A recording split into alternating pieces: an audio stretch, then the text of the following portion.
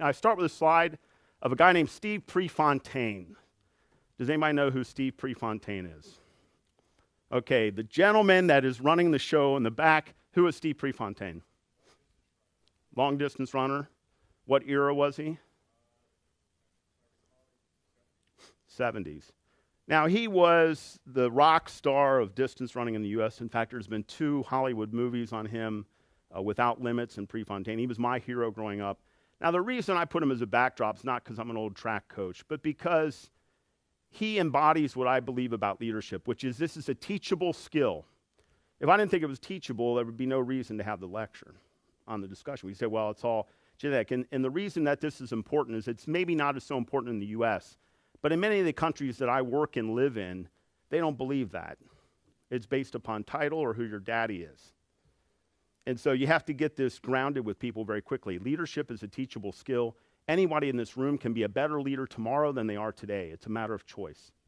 And this was a guy that was born with one leg shorter than the other, a preemie baby, who the doctor told his mother and father, don't expect much athletic performance out of this guy.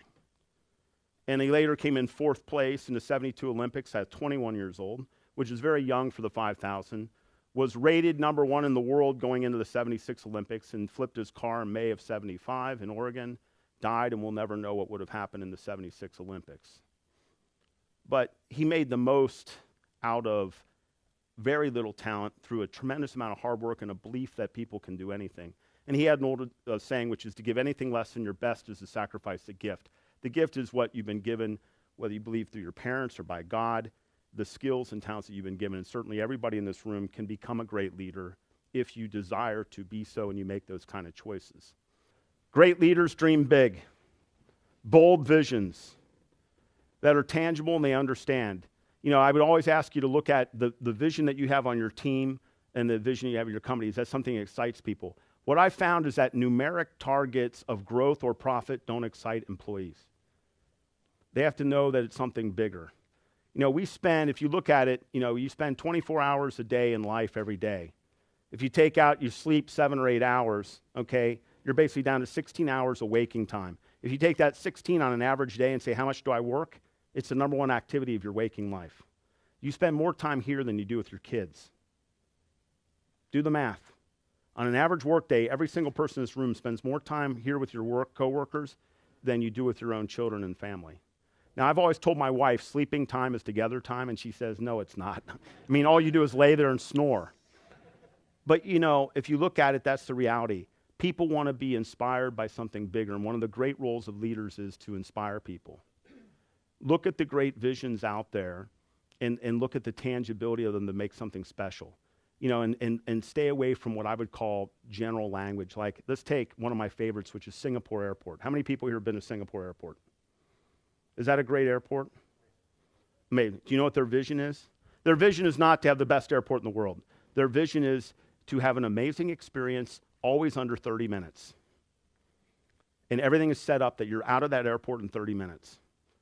The speed of the belts, the number of people at passport control, and the speed that they get your checked-in luggage. It's tangible and people can feel it. A lot of visions in companies I see today, I do a lot of work on this with companies, is it's all this like mom and apple pie stuff. We're going to be the best at what we do. So what defines the best? Get some tangibility into it. Dream big, but get people excited. Step back and say, does that pump me up? The big test for me was, I would always do a video of my vision. I would show it to college students. If they all want to come and join, you've nailed it. If they don't want to join, you haven't nailed it. Do kids want to join the company? And they see it and they're all pumped up. Is it something that's got tangibility to it and brings people together?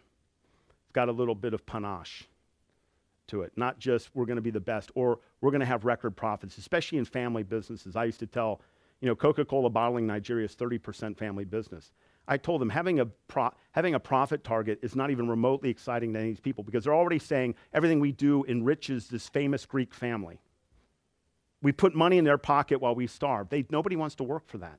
But when you say, we're going to become the first world-class Nigerian company, we're going to show the world what Nigeria can do, and you sit and you tell people, I'm sick of everything you hear about Nigeria is about scams. When you get those emails in your email that say, I'm living in Burkina Faso and I have $7 million. If you give me your information, I will deposit 10% of it in your bank account. That's all from Nigeria. And that's what everybody talks about in Nigeria. It's called 419, which is the criminal code for fraud. And I tell people, you're Nigerian, you're proud. The only thing people in the world talk about your country is fraud and corruption.